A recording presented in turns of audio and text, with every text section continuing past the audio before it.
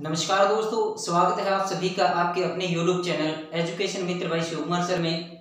और जैसा कि हमने अपने सिविक्स की बुक में अपना जो लास्ट चैप्टर अंतिम चैप्टर है लोकतंत्र की चुनौतियां वो शुरू कर रखा है और उसके अंतर्गत हम जो है 5 वीडियो ऑलरेडी डाल चुके हैं और जिसके अंदर हमने लगभग अपने पूरे चैप्टर को कंप्लीट किया है।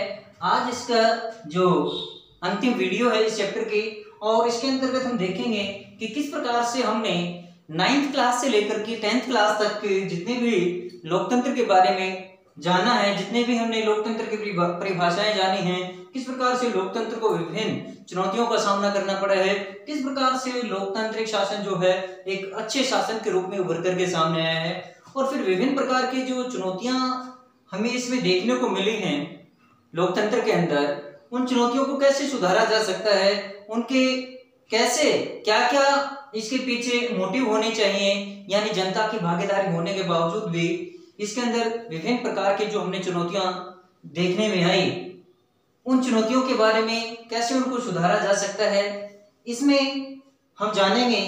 तो आज का डिस्कस शुरू करते हैं हम राजनेताओं को सुधारना। यानी हमने ये जाना था पॉलिटिकल पार्टी का हमारा जो चैप्टर था, राजनीतिक दलों का वाला जो चैप्टर था, उसमें हमने जाना था कि यदि हम भारत के संदर्भ में डिस्कस करें तो भारत क्या है, एक बहुदलीय शासन प्रणाली वाला राष्ट्र है। यानी इसमें बहुत सी पार्टियां मिलकर शासन के अंदर कंटेस्ट करती हैं, इलेक्शन चुनाव लड़ती हैं और जिसकी पार्टी को इसमें मेजोरिटी हासिल होती है, जिसको बहुमत प्राप्त होता है, वो पार्टी जो है फिर शासन का संचालन करती है, गवर्नमेंट को चलाती है। कई बार क्या होता है कि जैसे 1990 के दशक के आसपास का जो दौर देखा जाए तो उसके बाद से जो राजनीतिक पार्टियां हैं उनको बहुमत मिलना मुश्किल हो गया था। ऐसे में कोलिशन गवर्नमेंट्स यानी गठबंधन की सरकारों भी अस्तित्व में आई और वहीं से चल करके जो हमारी जो क्षेत्रीय पार्टियां थी वो अस्तित्व में आई थी। और किस प्रकार से क्षेत्रीय पार्टियों ने लोगों को अधिक से अधिक प्रतिनिधित्व देने का प्रयास किया था, क्योंकि जितनी ज्यादा पार्टियां होंगी उतने ज्यादा लोगों का प्रतिनिधित्व मिलेगा। लेकिन पार्टियां अधिक होना, नेताओं का अधिक होना एक समस्या बन गई। क्यों? क्योंकि राजनेताओं को पार्टी के अंदर प्रमुख रूप से क्या होते हैं, प्रमुख रूप से 3 तत्व होते हैं। तीनों में एक प्रमुख होता है आपका जो पार्टी को फॉर्म करते हैं यानी मुख्य नेता, उसके बाद होते हैं उनके एक्टिव फॉलोअर्स जो कि उन नीतियों को फॉलो करने वाले होते हैं, और फिर तीसरे वो लोग होते हैं जिन पर इन पॉलिसीज को अप्लाई किया जाता है। यानी एक्टिव मेंबर जो होते हैं वो नेता और जनता के बीच कड़ी का काम करते हैं। लेकिन किस प्रकार से इन नेताओं के अंदर बेईमानीपन, जो घूस लेने की बातें हैं या करप्शन है या दल बदल वाले जो प्रवृत्तियां हैं, वो किस प्रकार से नेताओं के अंदर आ जाती है। यानी अपने फायदे के लिए, अपने लोग पर प्रलोभन के लिए किस प्रकार से लोगों की नीतियों के साथ लोगों ने जो इनको एक तरह से जो प्रतिनिधित्व प्रदान किया है उसका किस प्रकार से एक मजाक बना देते हैं, उन सब के बारे में डिस्कस करने जा रहे हैं। तो नेताओं को कैसे सुधारना चाहिए, जैसे कि हमारा चैप्टर है, चैप्टर का जब अंतिम फेज में जाते हैं, हम अंतिम पड़ाव में जाते हैं, तो वहां पर टीचर और एक स्टूडेंट के बीच में एक डिस्कशन हो रहा होता है। तो उसमें स्टूडेंट बोलता है कि मैम मुझे एक जो कार्टून है, कनाडा वाला कार्टून, वो मुझे याद आता है कि किस प्रकार से कनाडा के जो नागरिक हैं, कनाडा के जो सिटीजन हैं, वो अपने देश के नेताओं को एक गाड़ी की डिग्गी के अंदर डाल करके जो नियाग्रा जलप्रपात है उसके अंदर डुबोने के लिए जा रहे हैं। ऐसे में लड़का जो है, जो स्टूडेंट है, वो मैडम से ये बातें कर रहा होता है।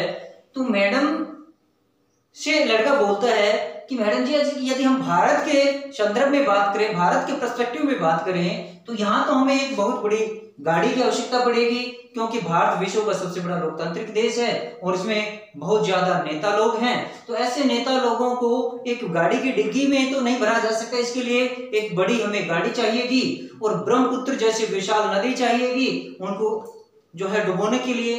तो ऐसे में ये बातें सुन करके जो टीचर है वो मुस्कुराती है और टीचर बच्चे से ये प्रश्न पूछती है, आपका कहने का तात्पर्य क्या है कि क्या जो नेता लोग हैं, ये सभी नेता लोग हैं, वो हमारी इन सभी प्रवृत्तियों का, हमारे सामने जो चुनौतियां हैं, इनका कारण है क्या नेताओं को हटा देने से ये हमारी समस्याएं हैं इनका समाधान हो जाएगा? अब लड़का जो स्टूडेंट है वो जवाब देता है कि क्यों नहीं, हमारे ये नेता ही तो जिम्मेवार हैं, यही तो जो राजनीति है, जातिवाद की राजनीति है, लोग जो एक प्रकार से दंगे फसाद की राजनीति है, भ्रष्टाचार की नीतियों को अपनाने वाले, दल बदल की नीति अपनाने वाले, ये सभी कौन है? नेता लोग हैं। फिर मैडम उनके सामने एक प्रश्न रखती है कि क्या हम इन नेताओं को बदल दें और नए नेता ले आए? क्या उम्मीद है कि वो नेता सही होंगे, वो नेता बेईमान नहीं होंगे, वो नेता इन प्रकार के जो मल प्रैक्टिसेस हैं, जो गलत तरीके हैं, इनको नहीं अपनाएंगे? तो ऐसे में इस प्रकार की जो चुनौतियां हैं, इन चुनौतियों के सामने मैडम और बच्चे के अंदर यानी टीचर और स्टूडेंट के अंदर एक थोड़ा सा कंट्राडिक्शन है।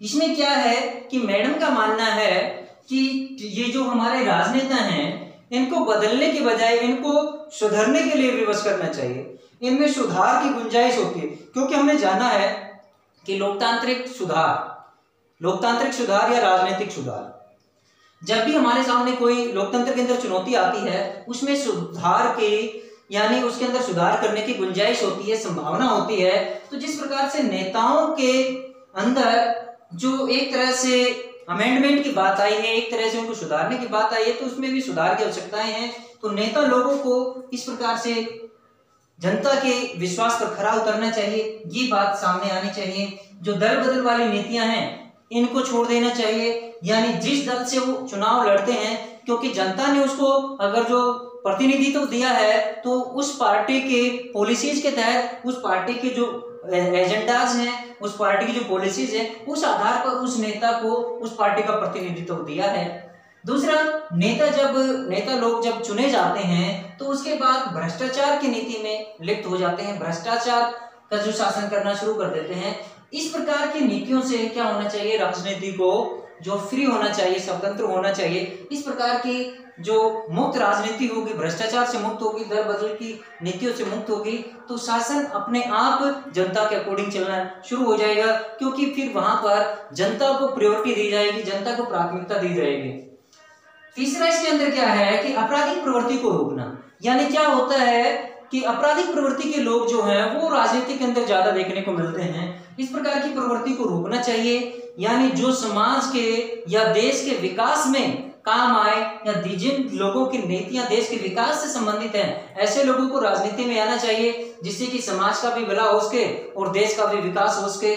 जनता के सामने विभिन्न प्रकार की जो समस्याएं न हो, समाज के अंदर जो आए दिन आपराधिक प्रवृत्तियां जो बढ़ती जा रही हैं, उन प्रवृत्तियों को कम से कम किया जा सके और जो आपराधिक प्रवृत्ति के लोग हैं उनको सजाएं दिलवाई जा सके। क्योंकि आपराधिक प्रवृत्ति के नेता आने पर जो आपराधिक प्रवृत्ति वाले लोग हैं वो सक्रिय हो जाते हैं समाज के अंदर। ऐसे में क्योंकि उनके सपोर्ट होती है उन लोगों की, ऐसे में जो अच्छे नीतियों वाले लोग हैं, समाज को विकास के मार्ग पर ले जाने वाले लोग हैं, उन नेताओं को राजनीति में ज्यादा से ज्यादा भागीदारी देनी चाहिए। अब ये सब हमने जाना कि किस प्रकार से हम राजनीति को सुधार सकते हैं। अब जैसे कि हमने 9th क्लास से लेकर 10th क्लास तक के लोकतंत्र को पढ़ा है, उसके आधार पर एक तरह से लोकतंत्र की एक नई परिभाषा जो है बनाने की कोशिश की जाती है। एक तरह से लोकतंत्र को नए तरीके से डिफाइन किया जाता है। क्या है कि लोकतंत्र क्या है? शासन का एक प्रकार है। लोकतंत्र से देखिए लोगों की उम्मीदें होती हैं। जब लोकतंत्र के अंदर, जैसे कि हमने आउटकम्स ऑफ डेमोक्रेसी के अंदर पढ़ा था और राजनीतिक पार्टियों वाले चैप्टर में भी पढ़ा था कि लोकतंत्र क्योंकि जनता का शासन है तो जनता की उम्मीदें इससे ज्यादा हो जाती हैं।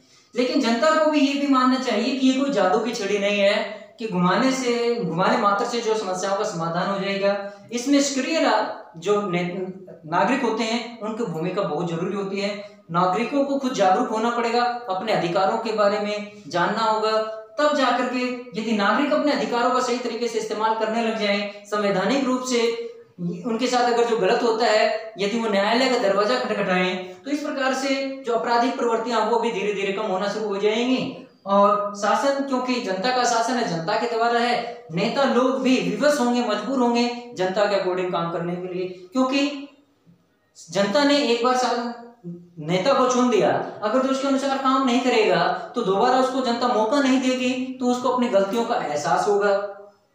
तो दूसरा पॉइंट क्या है इसके अंदर कि लोकतंत्र की अब आजकल क्या है कि वो डेफिनेशन नहीं रह गई है कि जनता का ये एक विस्तृत इसका डायमेंशन बढ़ता जा रहा है, यानी लोकतंत्र का आकार बहुत बड़ा होता जा रहा है। इसके अंतर्गत विभिन्न प्रकार की, यानी जो भी कोई समस्या आती है वो समस्या जो है राजनीति के ऊपर, शासन के ऊपर, सरकार के ऊपर थोप दी जाती है। इस प्रकार से इसका जो दायरा है राजनीति का या राजनीतिक पार्टियों का, ये काफी बढ़ता जा रहा है। दूसरा, इसके अंदर चुने हुए नेता अधिकांश नीतियों को लागू करें, ये सबसे इंपॉर्टेंट पॉइंट है। क्या होता है कि कई बार हमने देखा है कि लोकतंत्र के अंदर क्या होता है कि जो अमीर लोग हैं, जो संपत्ति वाले लोग हैं या समृद्ध लोग हैं, वो सरकार की नीतियों को बहुत ज्यादा प्रभावित करते हैं। ऐसे में क्या होना चाहिए, वास्तव में जनता ने उन अमीर लोगों को चुनकर नहीं भेजा है, जनता ने अपने नेताओं को चुनकर भेजा है, एमपी और एमएलए को चुनकर भेजा है। इसलिए ज्यादा से ज्यादा जो नीतियां हैं, नीतियों का संचालन और नीतियों को बनाना, ये इन चुने हुए नेताओं के हाथ में होना चाहिए। यानी चुने हुए नेता ही ज्यादा से ज्यादा नीतियों का मार्ग प्रस्तुत, नीतियों को बनाए, और नीतियां ऐसी होनी चाहिए जिसमें जन कल्याण की भावना हो। तीसरा, शासन पर नियंत्रण होना। जैसे कि लोकतंत्र क्या है, लोकतंत्र लो क्लास से चलने वाला शासन होता है, जनता के अनुसार चलने वाला शासन होता है। इस पर जनता की भागीदारी अधिक होनी चाहिए और जनता का नियंत्रण भी अधिक होना चाहिए, तभी लोकतंत्र के सफल होने के जो परसेंटेज है वो अधिक हो सकती है। क्योंकि जब भी जनता, शासन या सरकार कोई गलत कार्य करेगा तो शासन, जो जनता है, वो उसका एगिटेशन के माध्यम से, आंदोलन के माध्यम से, धरनों के माध्यम से क्या करेगा, उसका विरोध करेगी, और विरोध होने पर वो जो कानून है, कानून बनने से रुक जाता है, और इस प्रकार से जनता का नियंत्रण होता है, तो शासन एक अच्छे तरीके से चलेगा। और इस प्रकार से देखा जाए तो क्या होगा, जो शासन का जो हमने नीचे लिखा है 11th पॉइंट, शासन का सबसे अच्छा तरीका भी वो साबित हो सकता है यदि लोगों की ज्यादा से ज्यादा भागीदारी हो और इस पर नियंत्रण लोगों का अधिक हो। तीसरा, इसके अंदर क्या है, नागरिकों को अधिकार होना। यानी नागरिकों को जो मूलभूत अधिकार दे रखे हैं या जो विधायी अधिकार दे रखे हैं, जैसे कि संपत्ति का अधिकार है, मूल अधिकारों में नहीं है, लेकिन एक संवैधानिक अधिकार कि ये विधायी अधिकार होगा, संवैधानिक अधिकार अब नहीं रहा है, लेकिन एक विधायी, एक कानूनी अधिकार बन गया है। यानी इन चीजों का जनता को क्या करना चाहिए, अच्छे से पालन करना चाहिए अपने अधिकारों के प्रति। यानी घूम फिर करके बात क्या आती है, नागरिकों के ऊपर आती है। जितने नागरिक एक्टिव होंगे, जितने नागरिक अवेयर होंगे, जितने नागरिक जागरूक होंगे, उतनी ही सरकारें जो है काम करने में सक्षम होंगे, उतने ही जनता के लिए अधिक से अधिक नीतियां बनाई जाएंगे। इसी प्रकार से जनता के साथ साथ देश विकास कर पाएगा।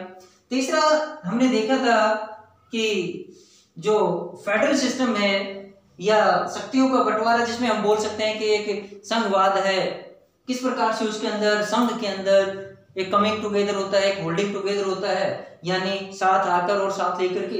इस प्रकार से क्या होता है कि डिसेंट्रलाइजेशन ऑफ पावर होना चाहिए, शक्तियों का बंटवारा होना चाहिए। शक्ति किसी विशेष व्यक्ति या एक दो चंद व्यक्तियों के हाथ में नहीं होने चाहिए। रिसोर्सेज का पालन, रिसोर्सेज का बंटवारा भी जो है रिडिस्ट्रीब्यूशन होना चाहिए, उसका बंटवारा भी इसी प्रकार से होना चाहिए। जो हमारा 80-20 का जो रेशियो चलता है, इस रेशियो को कम किया जाना चाहिए, ताकि सभी लोग, जो गरीब लोग हैं, वो भी अपना विकास कर सकें। इसमें काफी हद तक जो है सरकारों ने जिस प्रकार से कि 1979 के अंदर या 80s के दौरान जब वो आरक्षण वाला जो नीतियां अपनाई थी, उससे काफी लोगों को फायदा तो हुआ है, लेकिन आज वही आरक्षण क्या बन गया है, गले की फांस बन गया है।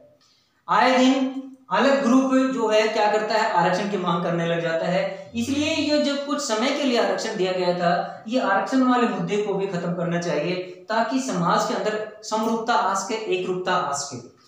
तीसरा, इसमें क्या, नेक्स्ट पॉइंट क्या है कि इसमें अल्पसंख्यक व बहुसंख्यकों के अंदर मेल रखना। भाई डेमोक्रेसी क्या है, डेमोक्रेसी के अंदर सभी वर्गों को जो समान प्रतिनिधित्व दिया जाना चाहिए, सभी वर्गों के साथ समानता का व्यवहार करना चाहिए। यानी लोकतंत्र क्या है, ये मेजोरिटोरियन यानी बहुसंख्यकों का शासन नहीं है, ये बहुमत का शासन है। दोनों में काफी डिफरेंस होता है। अल्पसंख्यक जो कि संख्या में कम है, बहुसंख्यक जो संख्या में ज्यादा है, ये धर्म के आधार पर हो सकते हैं, भाषा के आधार पर हो सकते हैं, जाति के आधार पर हो सकते हैं। इस प्रकार से ये इस प्रकार की प्रथाओं से अलग, यानी इसके अंदर लोकतंत्र के अंदर क्या होता है कि माइनॉरिटी को भी जो बहुमत का हिस्सा होने का या उसमें भागीदारी करने का पूरा अधिकार होता है। और एक अच्छा लोकतंत्र तभी सफल लोकतंत्र होता है जिसमें अल्पसंख्यकों की भागीदारी ज्यादा से ज्यादा होती है। ऐसे में क्या होता है कि सभी अल्पसंख्यकों को और जो बहुसंख्यक हैं उनको साथ साथ मिलकर के काम करना होता है, अपने मुद्दों को साथ लेकर के एक समन्वय तरीके से, सामूहिक तरीके से उन मुद्दों पर चर्चा की जाती है। तीसरा इसके अंदर क्या है, जाति धर्म या लिंग के आधार पर जो विभाजन होते हैं उन विभाजनों को लोकतंत्र में अच्छी तरह से संभाला जा सकता है, क्योंकि सभी प्रकार के जातियों को या जो कि एक प्रकार से ये देखा जाए कि जो उपेक्षित वर्ग है जिसका समाज के अंदर या अब तक इतना विकास नहीं हो पाया था उसको भी प्रतिनिधित्व दिया जाने की पूरी कोशिश की जाती है। इस प्रकार से देखा जाए तो भी लोकतंत्र जो है एक अच्छा शासन आता है, अच्छे शासन के अंतर्गत आता है। 10वां नेक्स्ट पॉइंट जो है, लोगों की लोकतंत्र से अधिक अपेक्षाएं बने रहना। लोकतंत्र की सफलता का सबसे बड़ा राज क्या है कि आए दिन लोकतंत्र को एक परीक्षा पास करने के बाद उसके सामने कई चुनौतियां होती हैं, यानी लोगों की एक उम्मीद जो पूरी होती है तो लोगों की और उम्मीद जो है उससे लोकतंत्र से बढ़ जाती हैं। यानी कि जैसे ही एक उम्मीद पूरी होती है दूसरी उम्मीद लेकर के लोग खड़े हो जाते हैं, एक मांग को पूरा करने के बाद दूसरी मांग, और ये जो मांगों का बना रहना लोकतंत्र के अंदर, यही लोकतंत्र की सबसे बड़ी विशेषता है। क्योंकि जब तक लोगों की मांगे बनी रहेगी, लोकतांत्रिक शासन प्रणाली वाली जो सरकारें हैं वो लोगों के अनुसार कार्य करती रहेंगी। और इस प्रकार से ये जो लोकतांत्रिक शासन है ये एक प्रकार से अन्य जो शासन के तरीके होते हैं उनसे एक अच्छा तरीका साबित होता है विश्व के अंदर। यही वजह है कि आज विश्व के 3/4 देशों के अंदर क्या है कि लोकतांत्रिक शासन प्रणाली है। विश्व के लगभग 1/4 जो हिस्से हैं उनमें आज भी लोकतांत्रिक शासन नहीं है। यहाँ पर हमने जो मूल रूप से 3 प्रकार की जो चुनौतियों का यहाँ पर विश्लेषण किया था, इन तीनों प्रकार की चुनौतियों का इन देशों के अंदर जो है प्रमुख रूप से ये समस्याएं देखने को मिलती हैं। इन्हीं की वजह से इनके अंदर यानी बुनियादी आधार की चुनौती हो गई, विस्तार की चुनौती हो गई, या लोकतंत्र को मजबूत करने की चुनौती हो गई। जैसा कि हमने नेपाल के बारे में जाना था, सऊदी अरब के बारे में जाना था, इवन भारत के अंदर भी जो है लोकतंत्र को मजबूत करने की चुनौती का विशेष प्रकार से क्या रहता है, एक चुनौती रहती है। यूएसए के अंदर भी इस प्रकार की चुनौती, यानी आज विश्व के जो बड़े लोकतांत्रिक देश हैं उनमें भी किसी न किसी प्रकार की चुनौती देखने को मिलती है। अच्छा, ये लोकतंत्र की चुनौतियां तभी जो है कम हो सकती हैं जब नागरिक जागरूक होंगे, नागरिक अपने अधिकारों के प्रति सचेत होंगे, अपने अधिकारों को अपने जीवन में लागू कर पाएंगे, सरकारों पर दबाव बना करके अपने लिए अच्छी नीतियां बनाने के लिए उनको विवश करेंगे, तब जाकर के लोकतंत्र जो है एक अच्छा शासन साबित होता है। तो इस प्रकार से हमने अपना जो लोकतंत्र की पुस्तक है, लोकतंत्र की पुस्तक का अंतिम चैप्टर है वो आज हमारा खत्म होता है। आज हमने इस चैप्टर को जो फिनिश किया है, और इससे अब जो आगे के जो बाकी चैप्टर बच गए हैं उनके बारे में हम डिस्कस करेंगे।